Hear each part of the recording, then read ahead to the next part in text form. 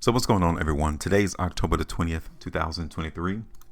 We dug our own grave with Tesla Cybertruck. Now, this is what Elon Musk said on his earnings call yesterday for Tesla. Now, I think the Cybertruck may actually be the death of this automobile, or this truck, if you want to say, because this is probably one of the ugliest trucks I have ever seen. And I don't understand how many vehicles they're going to sell of this, but they could have possibly dug their own grave because of this. You guys can see, according to this article from Motor Trend, roughly 4 years after. So it's been 4 years since Elon has shown the world this truck in all its stainless steel glory. To me, this is not glory right there. I don't see who would be alive to drive behind that truck. Who will be behind the wheel of this truck? Now, obviously, it has hype. Obviously, people want to have some ownership of what Elon Musk does. I get it.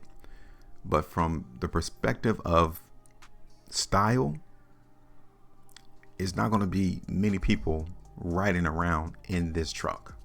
Just my perception, just my thinking. But obviously, there will be some people who think that this is probably the best truck ever created in the world. Now,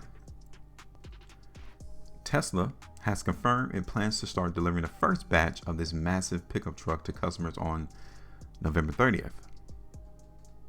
According to Motor Trend, they spotted a couple of trucks in the California desert, perhaps making their way to final preparation for delivery.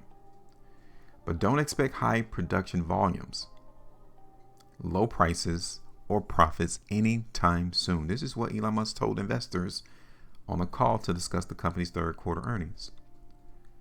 Don't expect high volume, meaning that they're not going to sell a lot of it. And if they've done their marketing, and if they ask people questions, would you ride around in this Cybertruck? Maybe the result wasn't that good.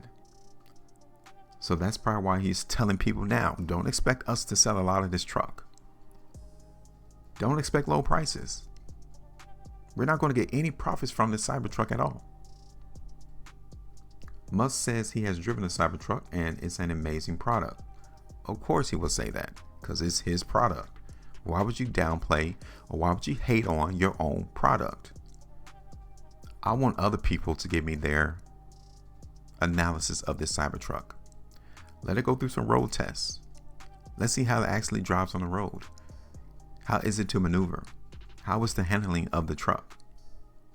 But there will be enormous challenges in reaching volume production with the Cybertruck and making the Cybertruck cash flow positive. Enormous challenges. That's why he's trying to tell investors now, hey, we've already dug our own grave.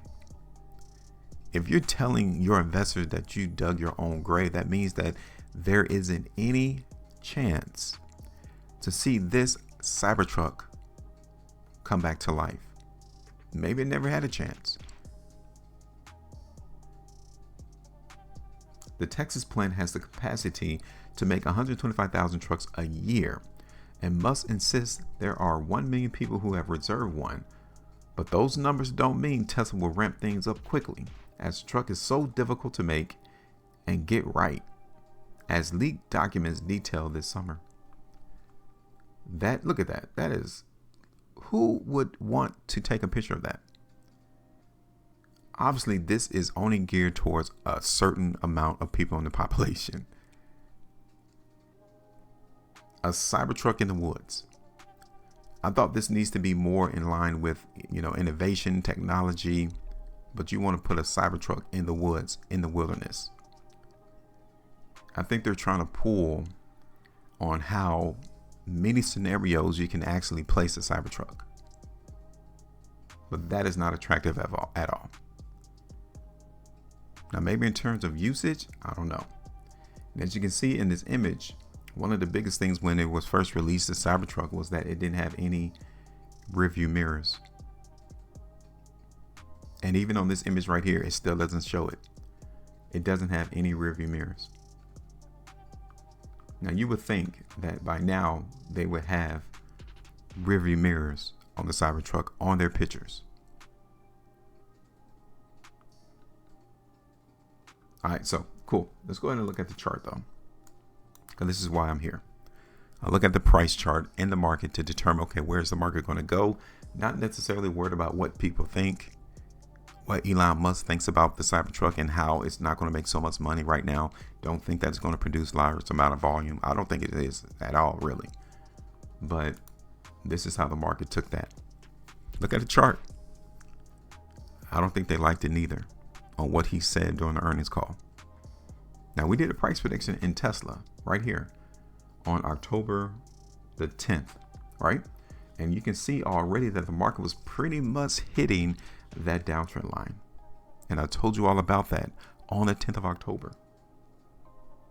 To be careful that that area could be seen as a selling pressure. That is where the weakness began. It didn't start at the earnings. The weakness started here on the downtrend line where people began to sell leading up to the earnings. Okay.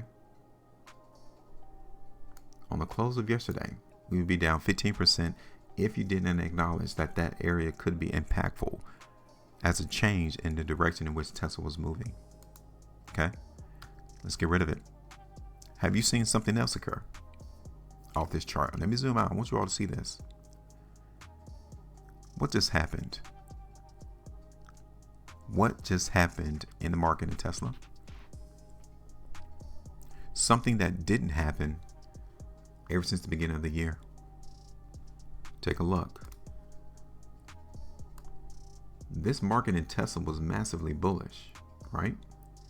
Came down and it was keeping in line with the trend until now. Price broke this annual trend line. The market was trending ever since the beginning of this year. So for 10 months, Tesla stock was a buy, meaning it was anticipated to go higher. Now, we cannot say that. At least we're not expecting it to continue to follow this trend that is now broken. So what we need to do is, one thing we do know is that currently price is still bearish. So this downtrend line is more applicable now in Tesla than us actually seeing price go up. Okay, so this downtrend line is actually more applicable now. Okay. Maybe it took Elon Musk to say that the Cybertruck isn't going to do too good in performance, in selling, in volume, in profit, that needed to cause this market to break that ascending line. Not bad, maybe. So what we're going to do is we're going to take this ascending line and transpose it into a support area. Now I'm looking at this area here as an initial stage to where those buyers can hit the market in Tesla. Okay, bring it up just a little bit. This is my first area because we've been here before at this particular price level right here. Okay, this area, this price of $210, $212 has been seen as support as well as resistance. And plus, this was the last time that those buyers bought Tesla, right here on August the 18th, 2023. Okay, so I'm looking at that first as a potential area of support. Outside of that, let me see this on a 2-day time frame first. My next target would be 200. Then my third target would be like 185, 186. Okay. So here on the 2-day time frame, if you guys saw the last completion of this 2-day price bar, it gave you a massive heads up already. That indicator was already triggered a push to go down. And it definitely did that. It went down. Here it is on the 3-day time frame. This is the completed 3-day price bar. Now, what looks different off of this 3-day price bar from these 3-day price bars? What looks so different from this one that tells you that the sentiment has changed? Well, it's the spread. This one 3-day price bar, look at how wide it is. This one 3-day price bar is literally $40.50 a spread. You don't see that anywhere else on this chart outside of this one. When the market topped out in Tesla on July the 19th, 2023. You don't see that anywhere else on those price bars. So I think you can see how the sentiment is changing into the market in Tesla. Okay. So yeah, we have to anticipate that Tesla is going to continue to go down in price until we find support. 8 hours and 58 minutes left on this current weekly bar, and look at that spread. Here it is on the 2 weeks.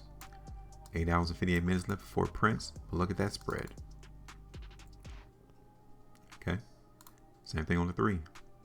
8 hours and 58 minutes left, but look at the spread. Look at where price currently is. This is where we need to see those buyers hold price again, 210, 212, just like they did it here. Just like they did it here. If they don't, like I said, my second target is going to be 200. And my third target is going to be like 185 to 180. So let me pull this back. I'm done. We're going to go ahead and look for Tesla to continue to trend down in price. Okay. First target is already here. 210, 211, 212, 3.93%. Second target is 200, 9.31. Third is 185 to like 180. So we'll just do 185, which is around 16% move to the downside there. And then, as long as Tesla trades below this downtrend line, we already know where price has a likelihood of moving, which is lower. Okay, so I'm done. Give me your thoughts. Let me know what you guys think about the Cybertruck. Do you think it's going to be a bellwether? Do you think it's going to be a massive seller to where everyone is going to want a Cybertruck rather than a traditional truck, rather than a Ford or a Chevy, GMC, you know, will they want a Cybertruck? We'll talk about that later, probably. Give me your thoughts. Make sure you maintain your profitability. And as always, trade different.